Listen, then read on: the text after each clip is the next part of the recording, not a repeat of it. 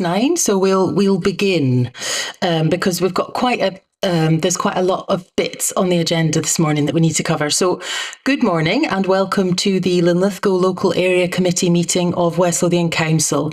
I am Councillor Sally Pattle and I'm the chair of this committee. This meeting is being broadcast live and a recording will be available afterwards. And I'm being assisted today by Marjorie Mackey and also colleagues from Committee Services and IT. Attendees may be joining the meeting from another location and I'll get confirmation from Lorraine just after I've done this spiel about who is attending online. So everything that is said while the microphones are live will be broadcast and recorded. So members are therefore expected to ask to be polite, respectful and patient.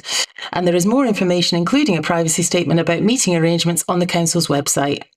The agenda has been published showing the business for today's meeting. I will introduce each item and usually a council officer or representative from the organisation they are here for will speak briefly about the report before we and councillors ask questions. Councillors might leave the meeting from time to time when they have declared interests that prevent them from taking part. There'll be a pause while that happens and they will be invited back in for the next item of business. If the meeting is a long one, it might be adjourned temporarily for a meal break or a comfort break, and I will say if that's going to happen, but it's not. So don't worry, anybody. You're fine. Okay, so welcome along today. First of all, Lorraine, can you let us know if we've got any apologies for absence? Thank you, Chair. I have apologies this morning from Fraser Falconer from Linlithgow and Linlithgow Bridge Community Council, and I can also confirm that there's no one connected remotely. All participants are present in the chambers. Okay, all right. So we don't have the police with us this morning. No, not so far, Chair. Okay, all right. Well, that's grand. So then do we have, moving on to item 2, do we have any declarations of interest? Good, great. So then it's the order of business and how we do things in the Linlithgow Local Area Committee. If you don't, either of you two, Tom Conn and Pauline Orr, have questions on a specific report, then those reports can be dismissed. They can leave. They are free. So does anybody have a report that they do not have a question for is probably the easiest way to do this. Questions for all of them? Okay, right. So then the order of business is as is. Okay, so then item 4. Can we confirm the draft minutes of the meeting that was held on the 24th of March? Yes.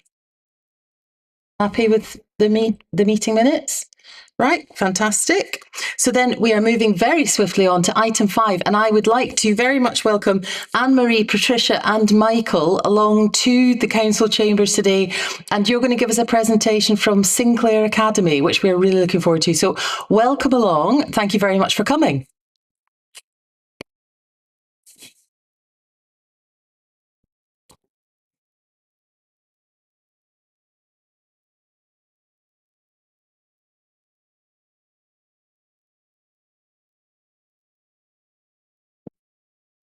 Got it? Wonderful. Good morning, Chair, and thank you very much for the invite to present the work of our wonderful school at the committee meeting today. I'm absolutely delighted to be sitting here in front of you as a relatively still new head teacher, just completing the end of my first year in post. I'm also joined by 2 of our outstanding young people, Michael, who is in S3, and Patricia, who is in S1. Patricia and Michael and myself will be happy to answer any questions that you might have or to give you a bit more information about our school at the end of our presentation. So this morning, I would like to focus on 4 key areas. First, our school context, ethos and values. As you know, our school is continually evolving, so it is important to set the current scene and share where we are on our journey. Secondly, I would like to highlight our work across the campus, particularly our collaboration with Winchburgh Academy, as well as our partnerships with the local community and our neighbouring schools. Next, and I have deliberately left this one until nearly the last because I could easily spend the entire presentation discussing it, I would like to celebrate the achievements of our young people and the many successes we have experienced over the last few years. And finally, I will share a few thoughts on our future direction and aspirations for Sinclair Academy.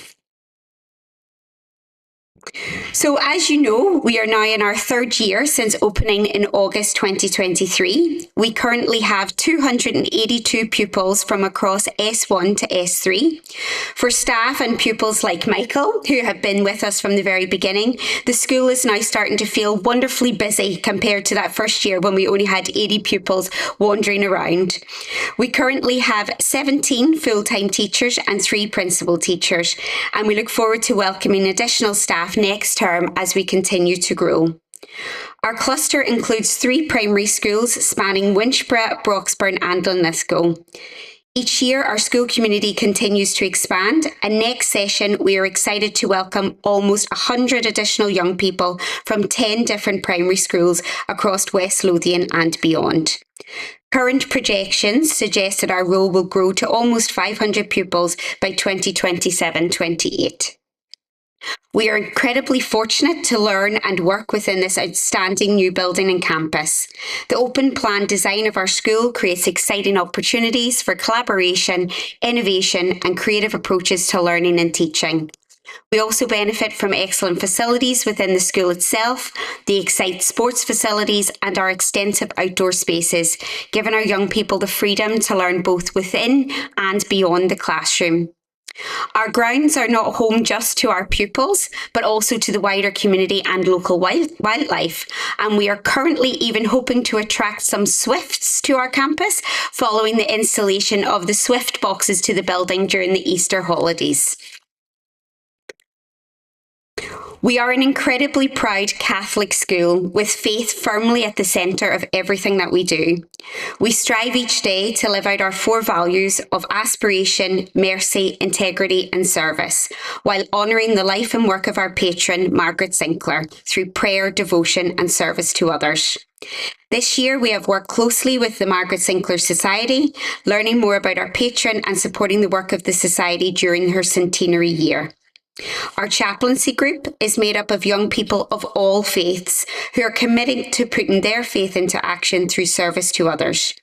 During the month of October, we welcomed the Legion of Mary, who worked with our young people on the Rosary as a form of prayer and meditation, supporting not only our spiritual development but also our well-being. The respect shown by all of our young people during this experience was something we are immensely proud of. We also aim to live out our faith through Advent and Lent as we supported charities such as the West Lothian Food Bank and SCIAF. As a whole school community, we took part in the large Lent walk around our campus. Our route intended to be 5k but turned out to be closer to 6, raising almost £1,000 while also increasing awareness of improving water access in Ethiopia. We are currently working with our school community to develop our vision statement, and we hope to launch this formally at our massive Thanksgiving in June. We work very closely with our campus partners, both Holy Family Primary School and Winchborough Academy. Our young people regularly engage in cross-campus activities and collaborative projects. Earlier this year, we hosted our Positive Relationship Conference, where both pupils from both schools worked together to create a campus positive relationships pledge, building on the anti-bullying work developed last year. And only yesterday, we had all the schools from primary and secondary for both Sinclair and the Winchborough campus working on a values for our new school community. This term, we are looking forward to our joint sports day, always a highlight of the year, and the weather is to be sunny because it's to be tomorrow, and hopefully the same for our upcoming Culture Day in June. Our wider achievement clubs and societies operate across the campus, widening opportunities for pupils in both schools, while also helping to build friendships and that very much shared sense of community. We are delighted the Sinclair Academy has achieved Sports Scotland's Silver School Sport Award, recognising our commitment to continuously improving both the quality and the quantity of physical education and school sports opportunities. Our young school ambassadors are now beginning to lead inter-school sports festivals, while our S3 Silver Coach Academy pupils have undertaken specialist training to lead clubs for our local primary schools. This has included training in concussion, netball, dance, athletics and competition organisation, which is really important for our young people developing their skills. Next year, we hope to work towards achieving the Gold School Sports Award in partnership with PE and Active Schools. We also have had the absolute pleasure this year of working alongside the emerging Winchbrook Cricket Club to help design and launch their new club logo. From over 50 designs submitted, 4 finalists were selected, with elements from each of our submissions incorporated into the final logo, which you can see here on your screens. And we hope this partnership will continue to flourish, with cricket hopefully coming within our PE programme later this term, and that's thanks to support and funding that enabled a cricket pitch to be developed on our campus grounds. Another highlight this year has been our multi-generational literacy project, which culminated in the publication of a book, What Do You See When You Look at Me? Young people from Winchbrook and Sinclair Academy partnered with older members of our school community to share stories and experiences, which then were retold through the creative writing of our young people in a short story collection. The launch event, bringing together all generations of our community, was truly one of the highlights of our year. I'm going to pass on to Michael and Patricia, who are going to tell you a little bit about our wider achievements.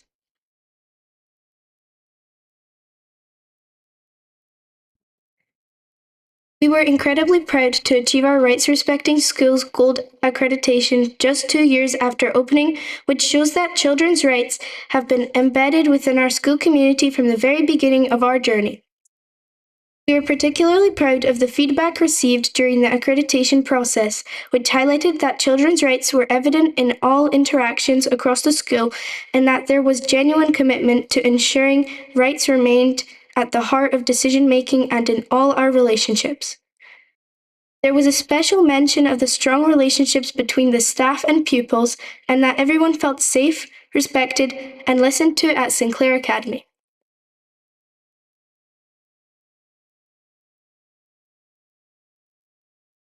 Our pupil voice plays a key role in moving forward school improvement.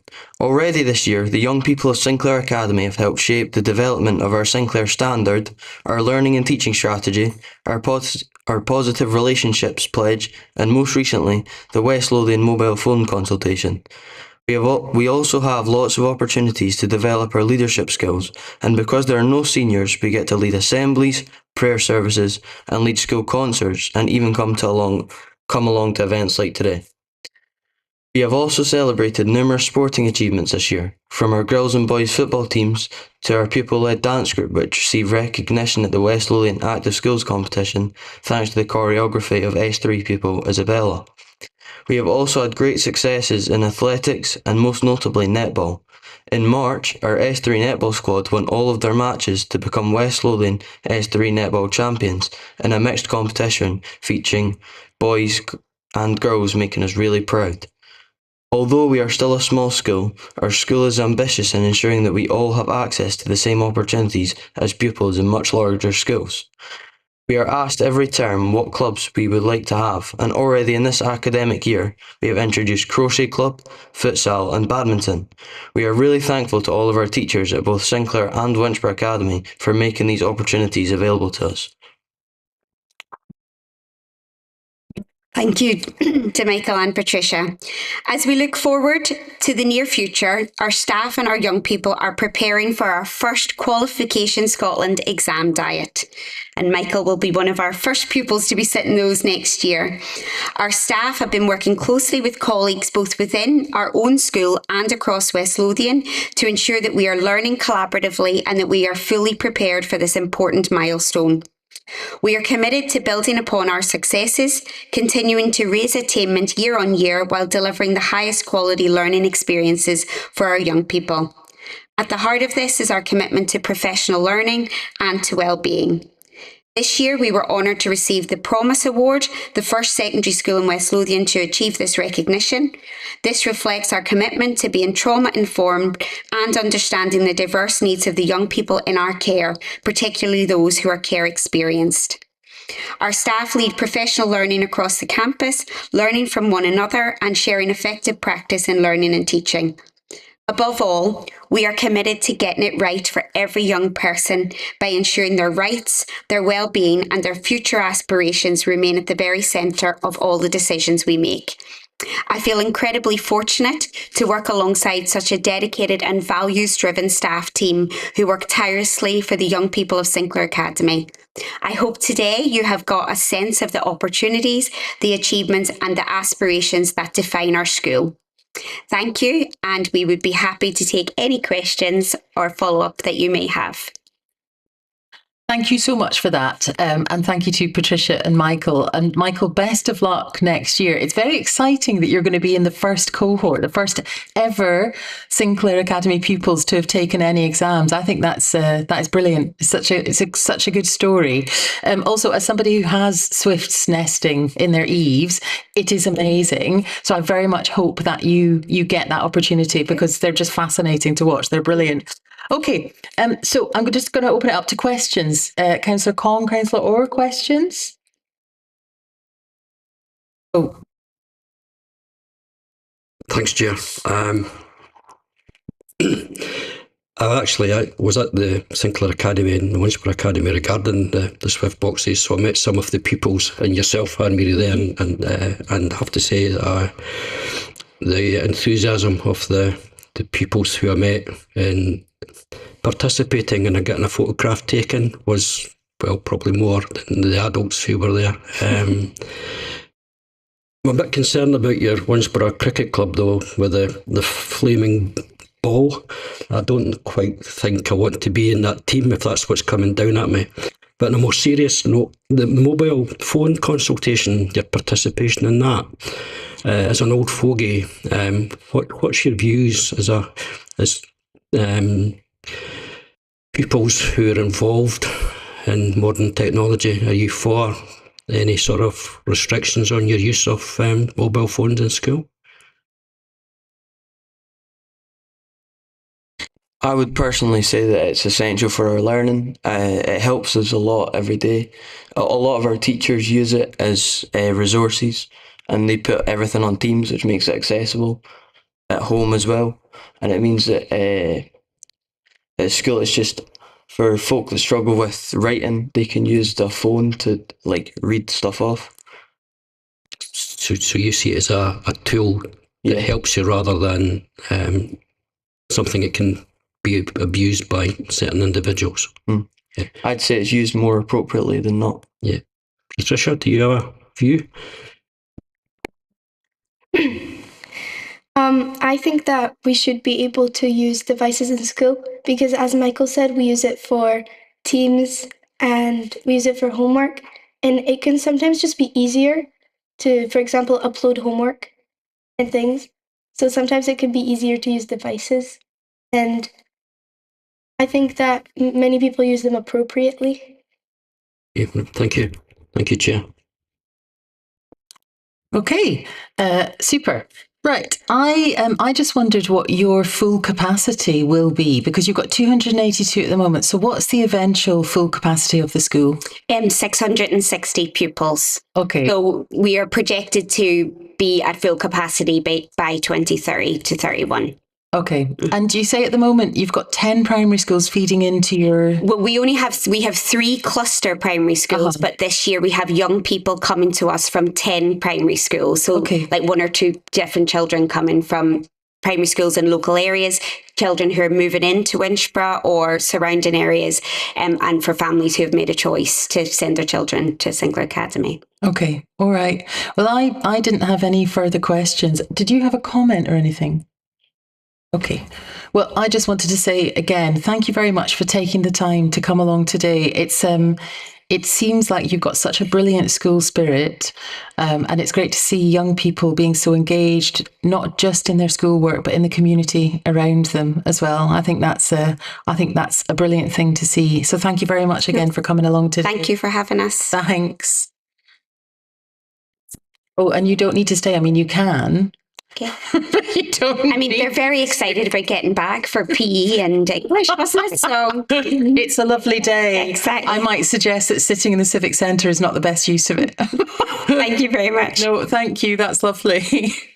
Okay, and just in the nick of time, Sergeant Brodie has appeared. Da, da, da. So we can have the police report as expected. Just before you give the report though, Sergeant Brodie, just on behalf of all of us, we are so sorry that you are leaving. We will miss you enormously. You have been such a brilliant sergeant for the ward of Linlithgow. I think that everything you've done over the years that we've had the pleasure of working with you has just borne out the importance of having the kind of dedication and care that you have to the local area. So I just wanted it minuted officially that we will miss you enormously. We wish you the very, very best.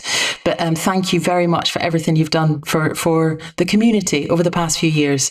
And now to the report. That's really appreciated, and councillors and everybody present. Thank you. In terms of the report, first of all, apologies for my lateness, but in terms of the report, I'll just move through it as usual. One thing just worth mentioning at the start as well is, as you mentioned, I will be moving on. So going forward, Sergeant Alan Hanna will be the sergeant providing the report from now on. It's also worth mentioning, obviously, PC Bell and PC Rosie are the ward officers. They'll continue. Particularly some of the work during this quarter was also supported by PC Montague, the preventions officer for my team. He's also moving on and being replaced by PC MacArthur. And indeed, PC MacArthur's already taken on one of the projects in the report that I'll be mentioning briefly as well. So I'm pleased to say we've still got a great team in place. So looking at the protecting the most vulnerable people, the first strategic priority, we've had a busy quarter again. As always, provide an update on the banking protocol. Basically, this quarter it was used 12 times, which stopped particularly vulnerable members of the wider community being scammed out of potentially up to £113,000. So that's really positive. And indeed, PC Montague, who I did mention, has done a lot of the work with the banks in West Lothian over the last year and more. So thanks has to go to him for a large amount of that. PC's Bell and Rosie continue to do a fantastic job in the ward. So they've been along to Linlithgow primary school during the quarter, spoke to the primary 3 to primary 7s on the variety of topics to help keep them safe. They also engaged with even younger people than that, so they went to the local nursery during the quarter. They engaged with children there, and just basically that was very much about just fostering positive relationships with people and the police as that goes forward. They also attended a community event in Bridgend on the 5th of March, where I think everybody was really happy to see them. And engagement went down well, engaging with residents, and again, particularly kind of young people, but also just giving wider advice and support. In terms of reducing violence and antisocial behaviour, again, we continue to do a lot of work in relation to that. So there's been basically the kind of Good Citizens programme delivered in high schools and other events across the county. But particularly within the ward, there's been quite a lot. So again, the community officers have carried out a lot of patrols, which has included attendance at licensed premises, some of which have been noted to have a couple of issues associated to antisocial behaviour. So PC's Bell and Rosie have given appropriate advice there. They've also worked particularly closely, as have I, with the Safer Neighbourhoods team in the council. There's been a lot of joint visits and joint work, particularly as a result of issue antisocial behaviour in the Vennel. So I'm pleased to say that seems to have improved as a result of the visit. So hopefully that will continue. Officers have also continued to work at, again, in collaboration with West Lothian Council, a number of things. There was an issue raised regarding kind of disposal of unwanted items in Braehead. So again, Fiona and the team have engaged with like the council's nets team and things like that. So hopefully that will lead to an improvement there as well. We've obviously continued to engage with the Young People's Project, which is obviously a key part of the work we do in Linlithgow. So again, working with staff and local youths outside the quarter, but particularly recently I was engaging with them with a couple of things. It's actually fantastic to see that children are actually proactively reporting things to them to sort of pass on to us as well, because some of the inputs have been there and the relationship is really positive and strong, which we're really pleased about. In terms of reducing acquisitive crime, we've again had quite a busy quarter. Unfortunately, there have been a number of incidents. However, we continue to engage. So PC's Bell, again, is crime prevention trained. She's been along to, unfortunately, one local resident within the ward who had been targeted by a housebreak-in, but she gave a full crime prevention survey to basically make sure the resident was in a much stronger position to not be victimised again. And at the same time, we continue to put messages out on social media, because unfortunately a crime prevention survey will only generally reach one person, but we like to actually put the sort of generic side of the advice we have about that out more widely so that everybody can pick that up. Operation Jackdaw, which I believe I've mentioned previously, has continued. So been particularly supported by the Retail Crime Task Force with regards to that. And basically, we're carrying out a lot of targeted work around shopliftings. There's one particular individual who's resident just outside of the ward, but who regularly attends within the ward. They've been identified, targeted, arrested a couple of times, recently actually got remanded, so there's been some particularly successful work there. Have actually been speaking to One Linlithgow as well and the Retail Crime Task Force about hopefully bringing together a day of action going forward as well, which PC Bell's going to take forward. So yeah, we've continued to carry out a lot of work there. In particular, that includes wildlife crime. So we've got a divisional wildlife crime officer, PC Whitby. That's the whole of the Lothian Scottish borders. He worked along with, again, Fiona and Russell to carry out a lot of work in the more rural parts of the ward, which obviously the ward has a lot. So working particularly close with the ranger service and things like that out of B. Craig's. It was noted by all that was a particularly successful day, and we would look to replicate that going forward. As some of you will already be aware, myself and Inspector Simpson attended basically a kind of partnership meeting again with One Linlithgow, a number of people, including Councillor Conn himself as well, and we're looking to basically improve police access to the CCTV. So that's one of the projects I mentioned. As I'm now moving on, PC Mark MacArthur will be taken forward. He's the new prevention lead for my team, or the East team going forward. So he's making good progress on that, and that will basically improve our ability to respond to things in the town centre, which would be fantastic. In terms of improving road safety, again, as you can imagine, the quarter just takes in the end of the festive period, so the Drink Drive campaign was obviously a huge part of the work there. We've also been supporting our officers in roads policing, so basically providing extra officers to allow them to go out and target motoring offences. We've also been working with, again, other partners, so that includes the Rural Urban Training Scheme, or RUTS, which is particularly good about educating people about off-road bikes and motorbikings, and obviously the illegality of some of that. Indeed, we carried out a day of action, or we've carried out a few days of action in travelling across my side of the division, the whole of the East. On one of the days, the 25th of March, I'm particularly pleased to say we did actually catch somebody, a youth riding illegally on an off-road bike. They were charged, the bike was seized.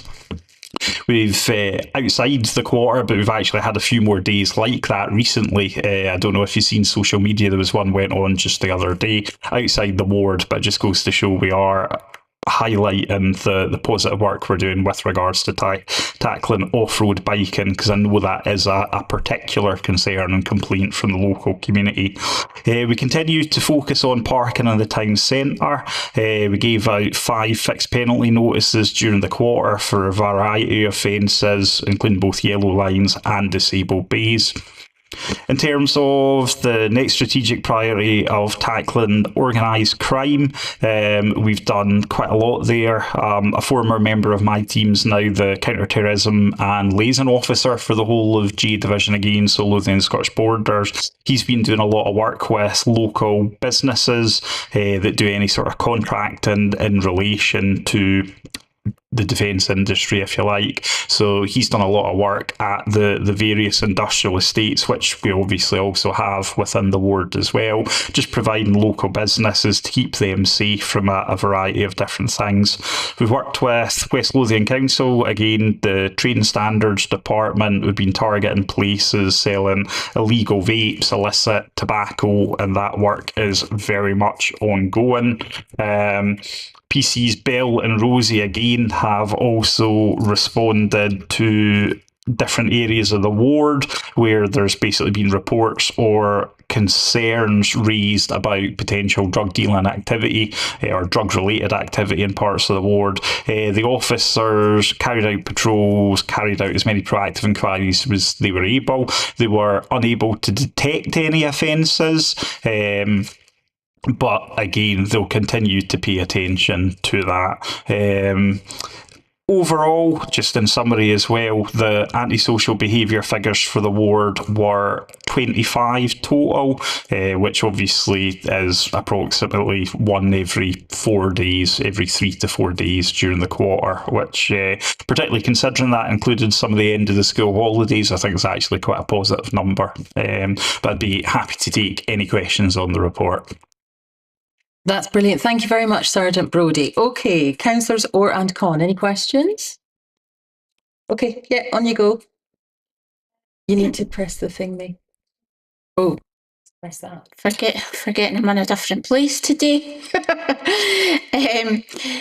Thanks, Sergeant Brodie, for the report. I've got 2 or 3 questions, if that's all right. You've been talking about antisocial behaviour there, and you were talking about the Venel, but the type of antisocial behaviour that I'm becoming more aware of is actually where neighbours are involved, and that seems to be on the increase, certainly from my perspective.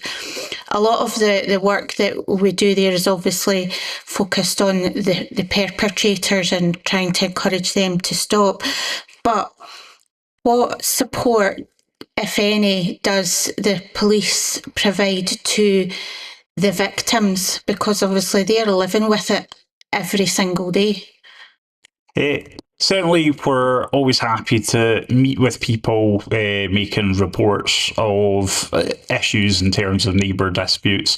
Obviously, a lot of behaviour that's antisocial, unfortunately, wouldn't meet the threshold for criminality that would necessarily allow us to take action. That would obviously depend on what's happening. At the same time, though, one of the key things we do is we link in with the relevant partners. So quite often, that is the Safer Neighbourhoods team in West Lothian Council, but some of the times it's appropriate registered social landlords, because if it's one of their properties, and if one or more of the tenants or occupants are theirs, they're quite often sort of best place. So we're particularly keen to do joint visits, and that can be joint visits to issue advice or warnings, if you like, to those that are basically perpetrating any of this kind of behaviour. But at the same time, we do try to meet with essentially complainers and give them as much advice as we're able to do. Certainly the main piece of advice we have is report everything and report it as soon as possible, ideally at the time. Obviously, if it's not criminal, then again the advice would be as well, report it to the most appropriate partner, essentially. Okay, and there's also been some of the antisocial behaviour that I've heard about recently is very concerning, because it affects actual property damage and assault on a person. I'll leave it as vague as that. Is that fairly isolated in the town, or is it something that we're seeing more of? We've certainly got a couple of ongoing neighbours disputes within Linlithgow. I can think of at least two that I've had to have conversations with, say, for neighbourhood team and other people about recently. There's a third that may still be ongoing. Particularly, I can think of, as I say, one of the High Street at the moment and one in the wider Braehead area. Unfortunately, neighbour disputes are quite a common thing, if you like. Well, proportionately, they're actually very small. There's only a small number of properties involved in neighbour disputes, but I obviously manage 5 wards as the community sergeant, if you like, and in virtually all of my wards, there's at least 1 or 2 neighbours disputes. But again, when you put that in the context of the thousands of people that lived within the wards, it's relatively uncommon. But unfortunately, it's common enough as well, if you like. Okay, thank you. And the next question's about CCTV, which One Linlithgow are responsible for, and you gave an update that you've had conversations with that Councillor Con's been part of, because he's a director of One Linlithgow, if I remember correctly. You're still on that, aren't you? But is the CCTV in Linlithgow currently working, or is it still out of order? Because it was out of order for a long period of time, but I don't recall being told that it was now working. I've certainly seen it working from what we've been shown. Admittedly, that was quite a few weeks ago. I can't recall if I saw it live or not, or if it was recordings from previous days. But certainly, we're working towards increasing our access to it, which we're happy to do, and obviously One Linlithgow are happy for us to do. So my understanding is it is working. We're having some technical difficulties our side. As you can imagine, we're a large organisation. We need to be particularly careful about our systems and backup and data, given all the things that we do. So it is progressing a little slowly because there are a couple of technical hurdles we're needing to overcome, very much kind of our side of things, just when we're then basically going to start using external systems that would access through sort of police computers and things like that. So we're working towards that, and PC MacArthur's looking forward to taking that forward as well. It's good to know that it is now working, because I think that in itself will give the public, put them at ease a bit if they know that.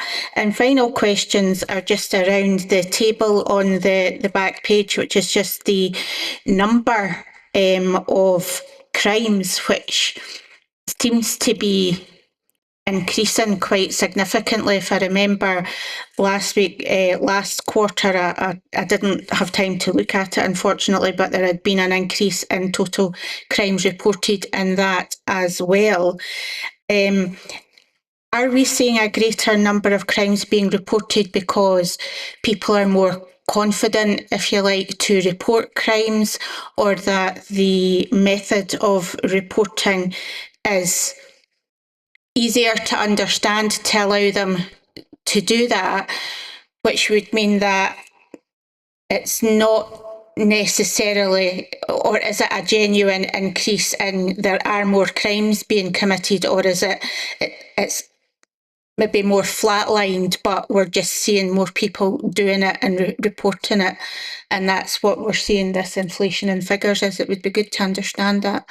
I think it's a variety of things. Exactly as you said, in some instances, I think it is due to an increased confidence in reporting. We've definitely seen that in a number of crimes, like more widely across Scotland, if you like, because we obviously put a lot of messages out. There are certain things that some people don't necessarily always identify as crimes, and we would obviously encourage people to report those. So I think we encourage that. In terms of access to report crimes, as you say, we do our best to make them as varied and accessible as possible. So I'm aware the 101 system can sometimes take a period of time for people to report. So that's why we've got the contact us section of our website, and my team in particular, get a lot of reports through that. More widely, we've got basically teams in West Lothian that can take a lot of reports over the phone now for a number of crimes, kind of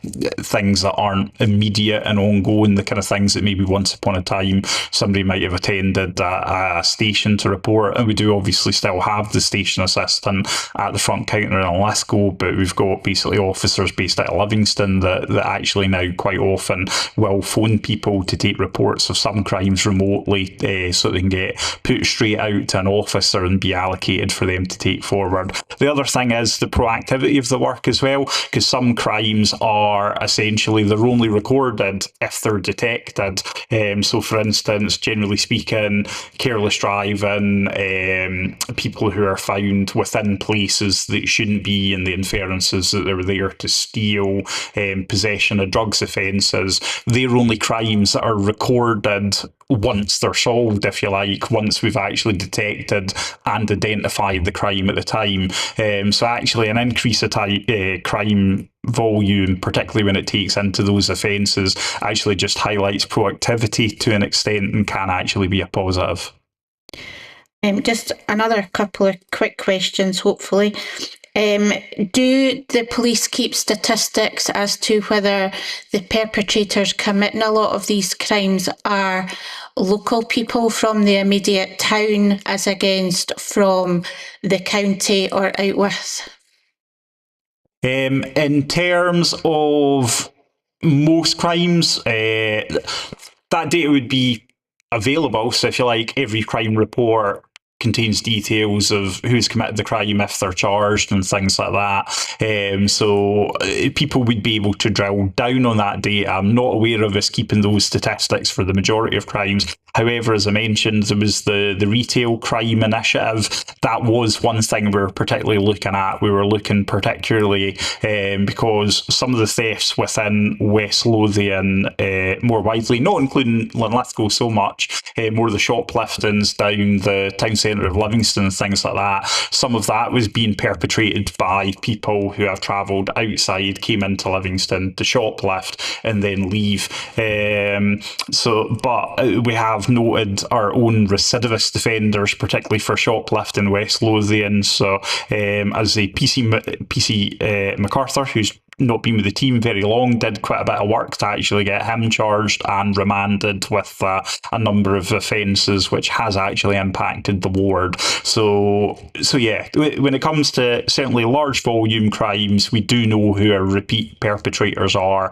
We do have that information. It's not something that's necessarily publicised more widely. Probably need to be careful about that kind of data, but certainly we're aware of it. And again, PC's Bell and Rosie, they also did a lot of the work with regards to getting that individual charged as well and identified. So the team are very much aware of who they need to be aware of, if you like. Thank you. And final question is, obviously Linlithgow at the moment has travellers around Excite. I know that they have been in Bathgate and they will eventually move on. But in terms of Linlithgow, are the police doing more regular patrols in that immediate area? I mean, some of the feedback that I'm getting, as I'm sure the other two councillors will be getting, is that there are crimes being committed. They're not things that the SNT can deal with. But obviously some of them, they would need to be caught in the act of doing it, and I understand that. So I just want to be assured on behalf of the community that perhaps additional patrols are being done in an attempt to do that if needs be. Yes, absolutely. I personally have been up for a patrol around there, as with one of my officers, as have other officers, both my team, the community. Obviously, I have quite a small team. They're not on duty all the time, but I've made sure that the response officers are briefed and they've been up as much as they're able to over the course of their duties and shifts. So yeah, certainly we've been paying attention to the area. I personally linked in with the management from Excite just to speak to them, because obviously it's on their premises. And yeah, reassured them, gave them my details, told them to report anything to us. They actually did say that they'd actually had no significant issues themselves with the encampment. So that I find that actually quite encouraging. I've obviously been linking in with Safer Neighbourhood team as well. They're obviously, they and the councillor progressing their side of things to move everything forward there. But again, they're aware we're there to support them as well, should they need any joint visits or anything like that. It's good to hear that Excite itself aren't noticing anything too drastically untoward. So thank you for that reassurance. And that's me. You'll be glad. Thank you very much. Okay, Councillor Conn. Thanks, Chair. Sergeant Brodie, I didn't realise you were leaving, so this was going to be unfettered. So I know you're coming back to the next meeting, so I'm just giving you that heads up. But seriously, on the attack on the defence contractor in East Lothian, what was the nature of that? Was it personal or was it damage to the actual operator's business? Could you explain how that might have impacted on West Lothian? I can't go into any great specifics about it. My understanding is it was more kind of to do with damage and kind of protest-like activity. I'd say I wouldn't want to comment kind of further on that. But really, from the West Lothian point of view, it's just obviously that's been highlighted as a basically potential issue going forward, and obviously the defence industry and at the same time businesses that are tied to organisations that people might think are a legitimate target for any kind of protest or things like that is potentially quite wide. So we've just obviously taken a proactive approach to making sure that every business that we think might even have a tenuous risk to having some kind of issues, just engage with them as proactive as we can to make sure they've got all the advice and support they need. Particularly a number of my team have attended local premises in West Lothian because myself and my team are crime prevention trained, so we're able to give a bit more advice than say your average response officer. So and we found the engagement with that very positive. Okay, that's grand. I did have a question on, or just maybe the terminology in regarding CCTV when it mentions in the report in an attempt to increase sharing of information. I mean, I thought we were slightly further on than that, as you'd mentioned, that we had a joint meeting, a presentation of the quality of the CCTV, and it was, if you want, just tying off a data sharing agreement which would allow basically yourselves to have unfettered access as far as that is concerned, so it would help to speed up any investigations that you may have rather than what we have to do just now. Are we just about there? Because I think it's going to be a bit quiet, and it's just the case of that if it's just tying up the loose ends from yourselves, and then that agreement's in place, or are we waiting for PC MacArthur to be in post? Yeah, I wouldn't want to overpromise and underdeliver in that respect. So as I kind of hinted at when I was talking about it in the report, essentially, as you're aware, we had that meeting, found it hugely productive. Myself and the inspector and I really saw the value in taking it forward. So as you recall, there was a couple of particular pieces of action that came out from the meeting. One was making sure the information sharing protocol was in place, and secondly was making sure that we were able to basically actually make it work, if you like, be able to access it from police systems.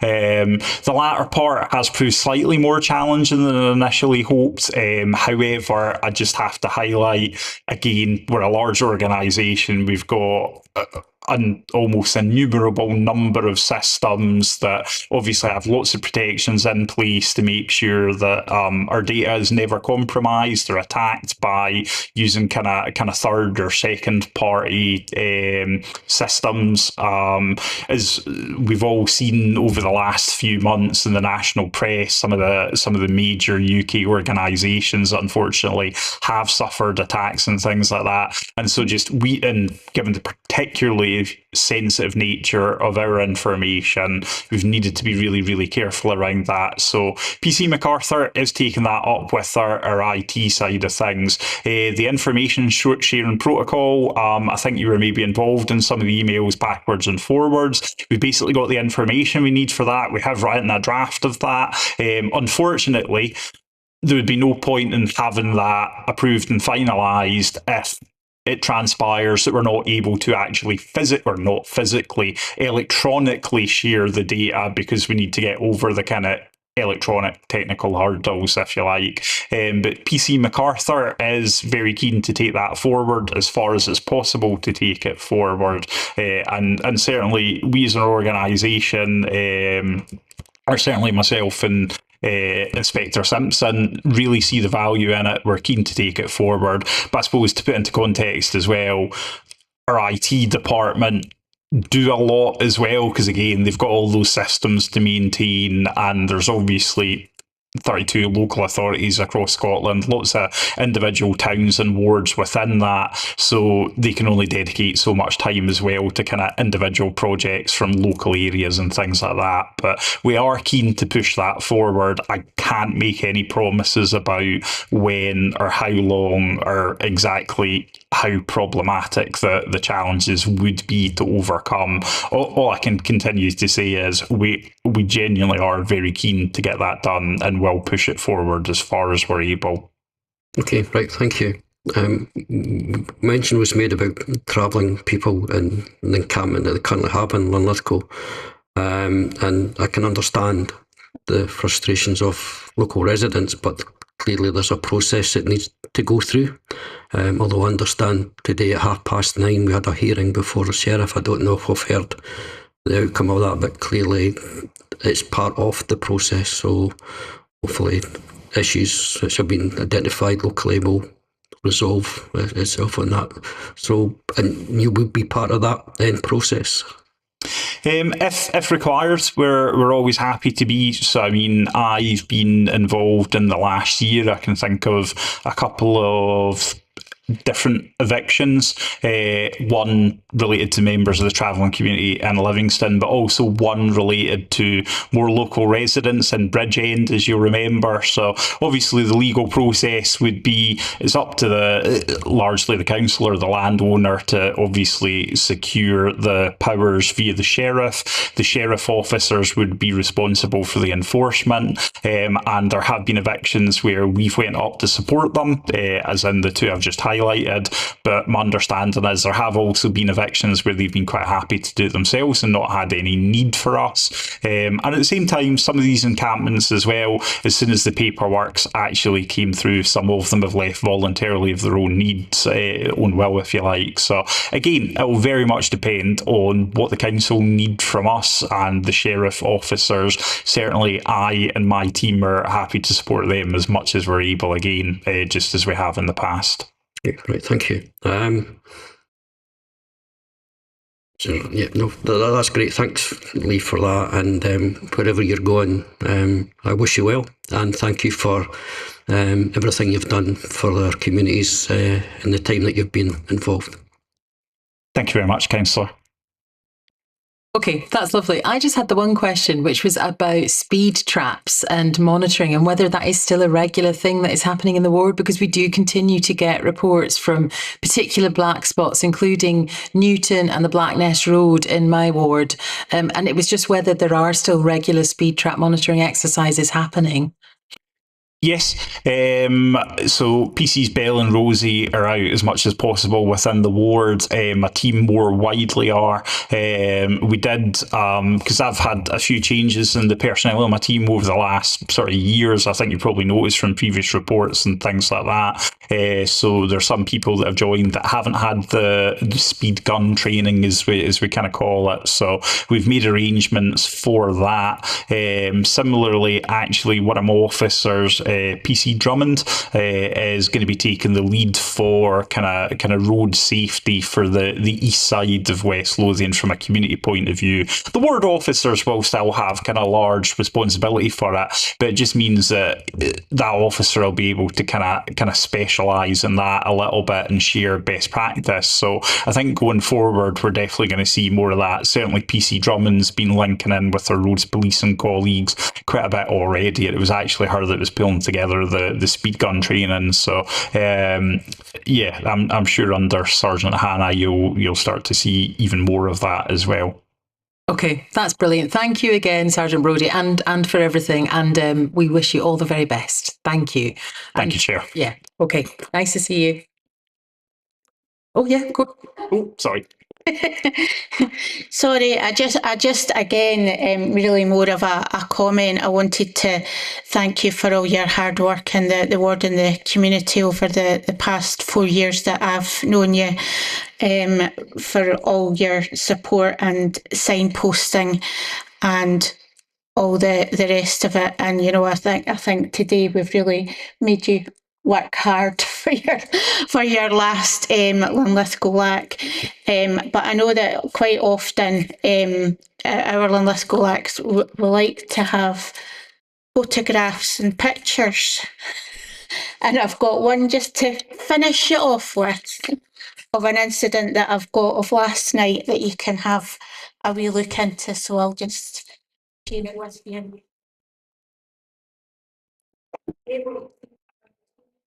Okay, well, while that is happening, I think we're going to move on to item number 7, which is the Fire and Rescue Service Ward Report. So, Gordon, thank you very much for coming along this morning. It's a pleasure to see you in person, because normally we don't get a fire person in person. So, thanks for coming along. So, Q4 scrutiny report. Starting off with the summary of the quarter. So we had 34 total incidents, 7 fires, 11 non-fire incidents, 14 false alarms, 4 unwanted firearm signals. Unfortunately, we had 1 non-fire fatality and 4 people received first aid or hospital treatment for non-fire related incidents. We carried out 17 home fire safety visits and 6 fire safety audits in the quarter. Looking at the trends, so there are no worrying outlying trends for the quarter. Moving on to the key performance indicators. So we had 0 accidental dwelling fires within the quarter, 0 casualties, accidental dwelling fire casualties. We had 5 non-fire casualties. 1, unfortunately, was a fatality and 4 non-fatal. 3 were transported to hospital with slight injuries and 1 for serious injuries. We had 6 deliberate fires within the quarter, 3 within grassland, woodland and crops, and 3 road vehicle fires. We had 0 non-domestic fires. Let's say we had 4 unwanted firearm signals. We had 3 road traffic collisions within the quarter, with 3 people being transported to hospital with slight injuries. Carried out 17 home fire safety visits and 6 fire safety audits. Moving on to our community safety and engagement. Our post-domestic incident response SFRS continued to promote home fire safety visits with the public and partner agencies, targeting those most at risk from fire within communities. Following each domestic incident, the affected household and neighbouring properties are engaged with to offer fire safety advice and the provision of smoke alarms if required. The Risk Factory. SFRS continued to support the Risk Factory, where primary age young people from West Lothian are provided with safety education and presented with lifelike scenarios to help them manage risk in their day-to-day lives. During Q4, community fire stations had open days and charity car washes, providing an opportunity for local engagement and information sharing on topics such as domestic fire safety and wellbeing, road safety, water safety and outdoor fire safety leading up to the warmer summer months.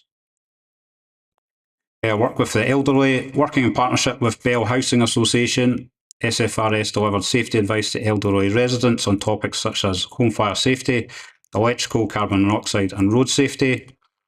Crews continued to actively target and engage with elderly residents through PDIR, home fire safety visits and community engagement events to improve community wellbeing and promote risk awareness. Road safety engagement has taken place with older people's groups across West Lothian and further engagement is planned throughout 2026.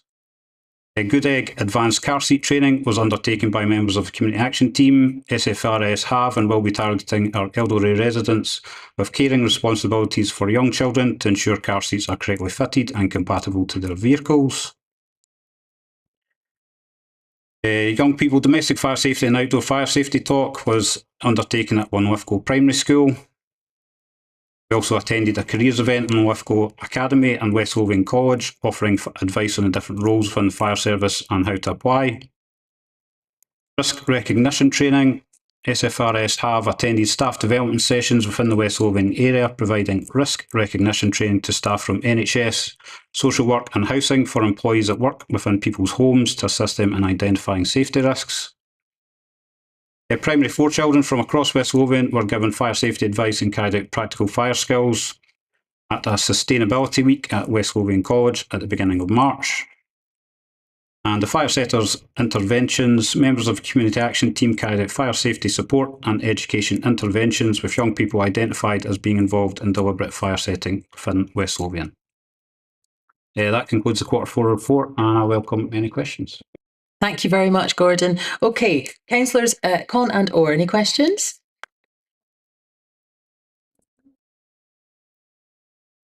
Sorry, I've got one. Cheers, thanks. And it's a more general question rather than maybe specifically to each of the statistics.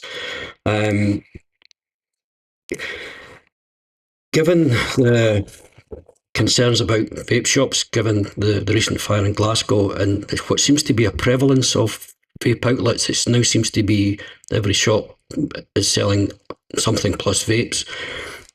When you're maybe responding to a report, are you aware of where these premises actually are? So when you're responding with the right equipment. And I'm thinking about in the context of Linlithgow, where a retained fire station, and no criticism to the officers, because unfortunately I know some of them, and if I do, I'll get sorted out by them.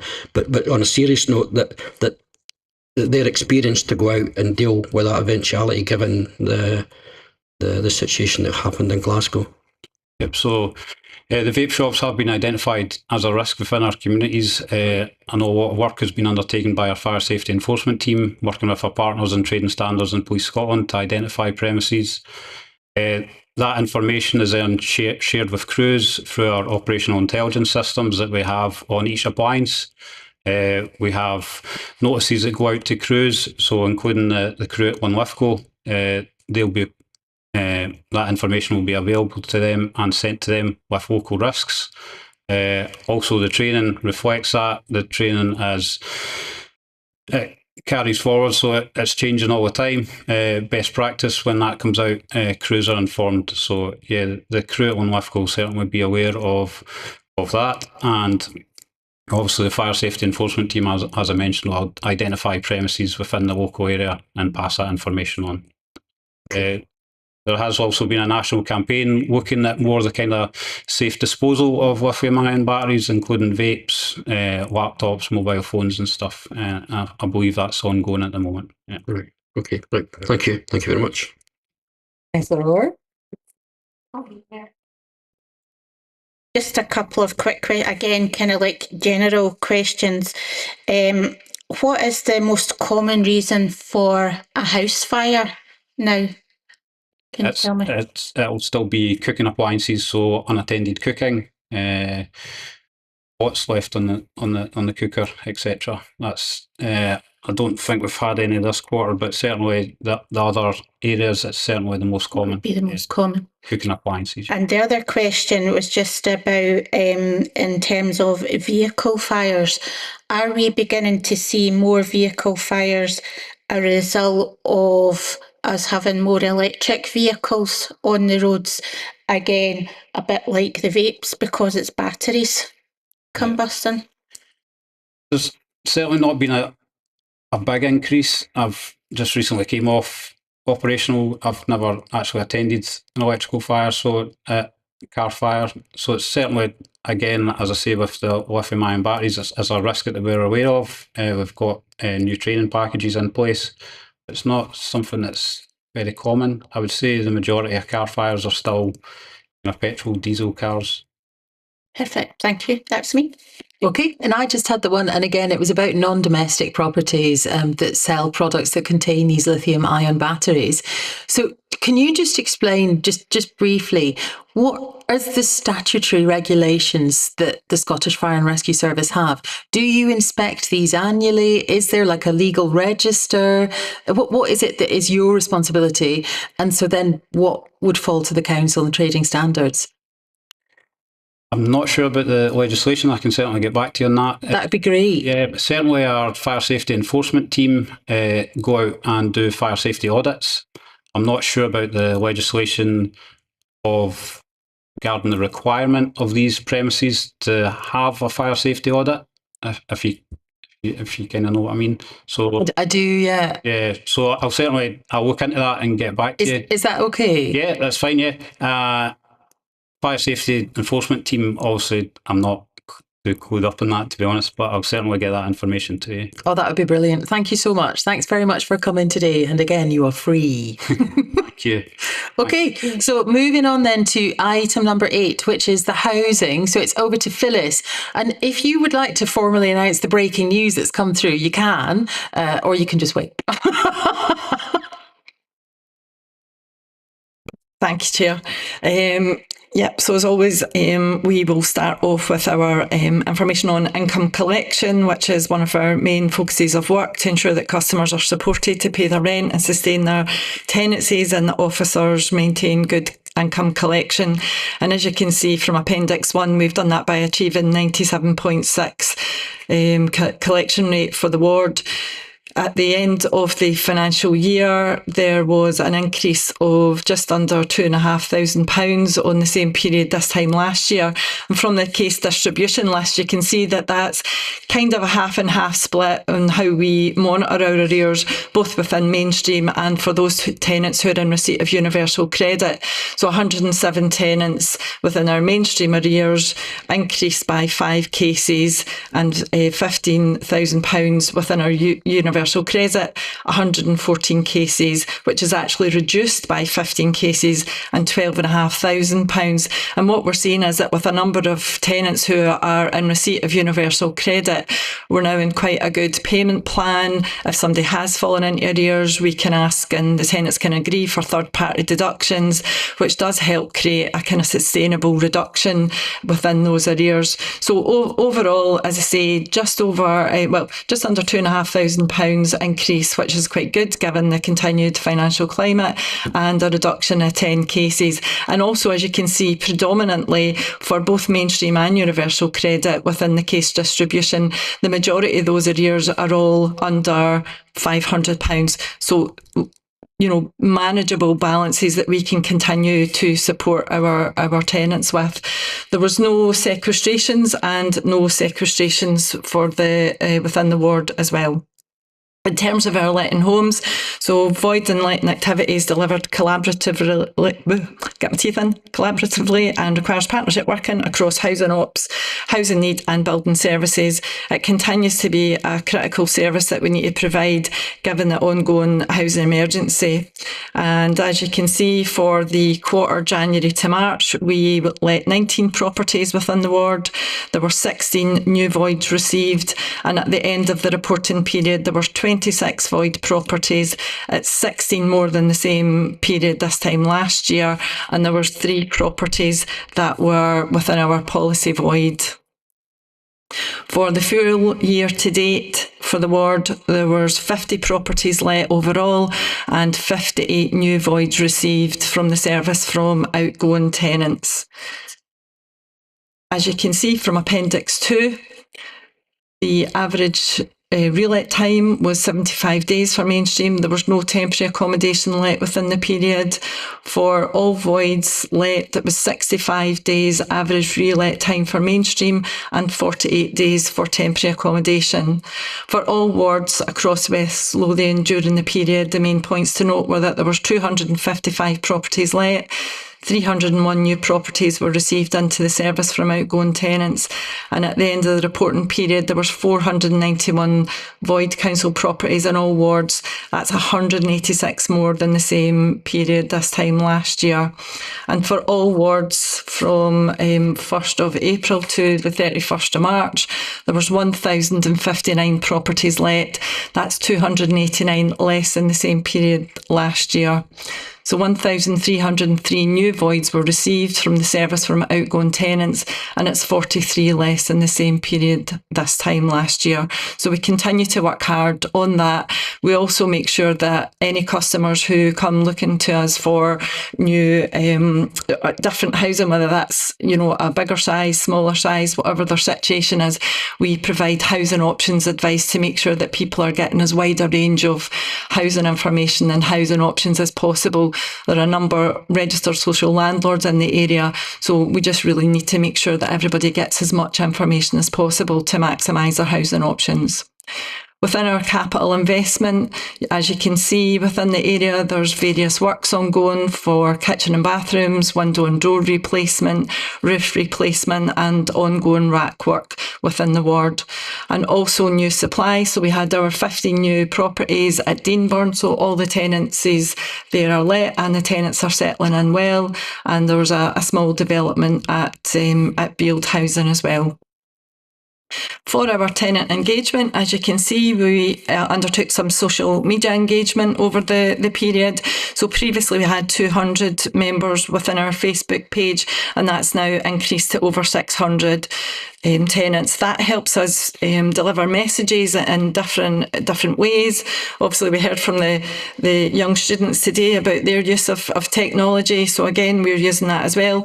That helps us do things like, and as explained here, is updating on universal credit. It's important that every year tenants update their journal to make sure they've got the right and updated rent payments that are due. So again, we were able to remind tenants through that mechanism, and also through meetings and groups again. So we've had 95 responses. So there are a number of tenants looking to engage with us again about setting up meetings for us to be able to engage with tenants that way. Within our estates and safer neighbourhood team, as you can see from Appendix 4 and our compliance work, so both within the electrical work and the gas work that we can do. So you can see there the number of letters that were issued versus the number of forced entries. So that shows that there are a very few number of tenancies where we do actually have to go to forced entry stage. The officers do a lot of work there engaging with tenants to make sure that tenants understand the importance of why we need to get into tenancies to undertake this important work. But unfortunately, some do still need to go to forced entry stage. Also within the stair inspections that need to be done, so that was 46 for the ward. So that's just making sure that stairwells are clean and tidy and minimise any fire risks. For the Safer Neighbourhood team, again, you can see from Appendix 5 the incidents that were reported and the active cases for the ward at that time.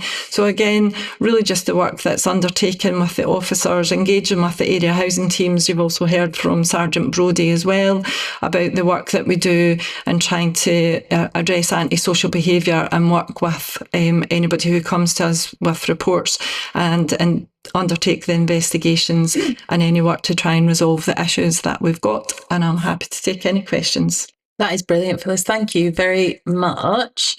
I think just before I open up to questions, I did just want to say, well, congratulations on the Linlithgow figures, because it feels like real progress has been made in terms of the tenancy arrears. So I think just, thanks very much to the team. I'd also just like to say thank you to the team that have been dealing with the unauthorised encampment sites across West Lothian, but particularly in Linlithgow, because we've been getting daily updates from Nicola and the team, and that has been so helpful, because we are obviously, as elected members, getting a lot of inquiries from the public, and the fact that we can literally give them daily updates and say, this is, as of today, this is the information that is correct, has been so welcome and so helpful. So please pass on thanks to Nicola from all of us. Yeah, thank you. Yes, questions. I do have questions as well, but I'll come back at the end.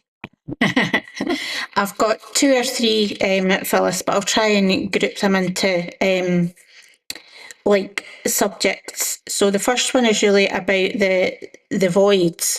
Disappointing to see that there's been an increase in the voids against this period last year, particularly after the introduction of the new team to deal with that sort of thing.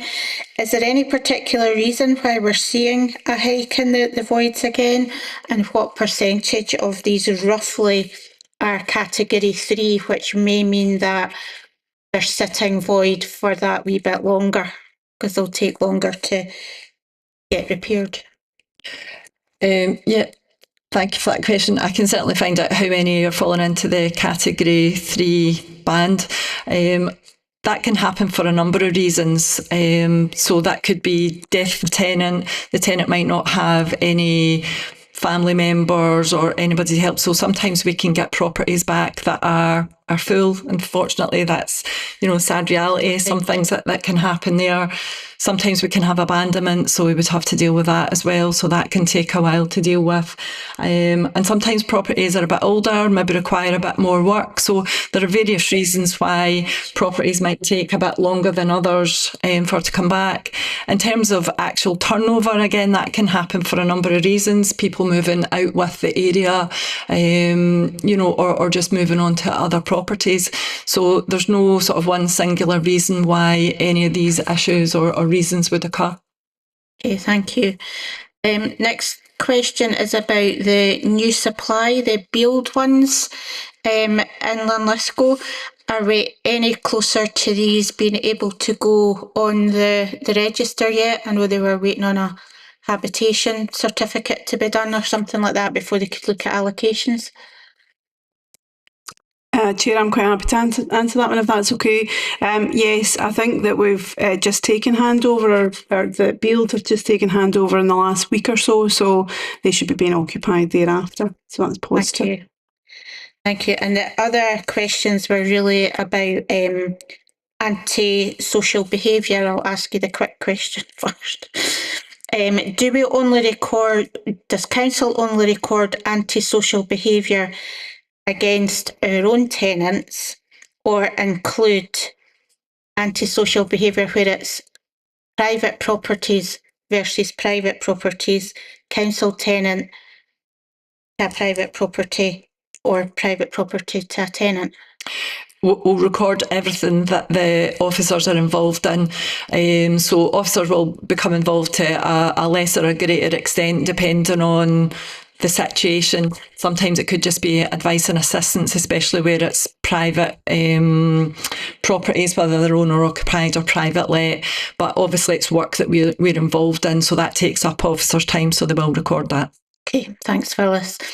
And final question, again, it's around anti-social behaviour, and we know that when there's antisocial behaviour between neighbours, sometimes, unfortunately, it takes a bit of time to resolve one way or the other, whether that's to sort of alleviate the situation or whether we're heading towards eviction or whatever. What sort of help is there from SNT or your side for the actual victims of the antisocial behaviour? You know, the ones, because they're the ones that are having to deal with it for what can be 12 to 24 months, because it has to go through the process of evidence building and going to court and all that kind of thing. Certainly, I think, again, very much would depend on the situation and the circumstances around the picture of everything that's happening. So victim supports can be involved. We can also direct to mental health advocacy if that's appropriate. It could also be, liaison with social work, depending on the situation, and officers just being there just to be able to help and support customers, because we do realise that it can be a very challenging, very upsetting situation, and sometimes these situations are not easily dealt with and can be quite challenging and problematic, and especially when you bring in wider family members. There could be children involved as well, so sometimes it can be quite complex, maybe involving a range of services and agencies to be able to help. Thanks, Phyllis. That's me. Okay, that's lovely, thank you. Councillor Collin? Thanks, Chair.